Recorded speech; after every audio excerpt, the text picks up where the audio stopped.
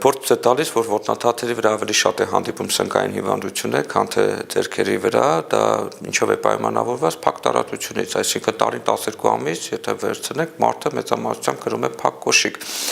որտեղ որ փակ տարածության մեջ տեղի ունենում խոնավության բարձրացում, եթե լինում է նամանավան դեպքեր, որ մարդիկ ունենում են գերքրտնարտադրություն։ Տարրական գերքրտնարտադրությունը եւ այդ փակ տարածությունը նպաստում է սնկագոյացման վտանգին, այսինքն սնկագոյացման առաջացմանը։ Դա համար խորհուրդ է տրվում, երբ մոտենում է տաք եղանակները, առաջինս հնարավորության դեպքում կրեք ազատ կոշիկներ, բաց կոշիկներ, որովհետև այս դեպքում ունենում եք արդեն առողջ ոտնաթաթ, միկրոֆլորայի բարձրացում ու պաշտպանվածություն։ Մի մտածեք այդ ուղղությամբ, եթե բաց կոշիկ են կրում, ուրեմն վարակվելու հավանականությունը մեծ է։ Ես կասեմ, որ դա հակառակն է, ավելի շատ բաց կոշիկների դեպքում ոտնաթաթը ձեռք է բերում լավ իմունիտետ, բարձր միկրոֆլորա։ Մի բան կա, որը որ շատ եմ նկատել իմ բուժառուների մեջ, հաստ գուլպա հասկացողությունը։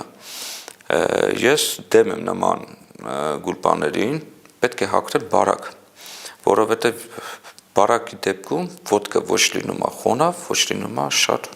չոր, լավ, իսկ եթե հաստ գուլպա եք հագնում ու դրանից հետո մարդը արագ քայլում է, վազում է եւ այլն օգտվում է ֆիզիկական ծանր ֆիզիկական աշխատանք է կատարում, տեղանում գերքրտնարտադրություն։ Իսկ գերքրտնարտադրությունը ինքը եթե օդափոխություն չի լինում, դա նպաստում է ոտների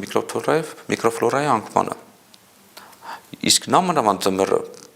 հաստ գուլպաներ հագնելու խորհուրդ չեմ տա նորից, որովհետև քրտնելուց ոտքը, եթե սառը օդը կպնում է, բնականաբար արդեն սառը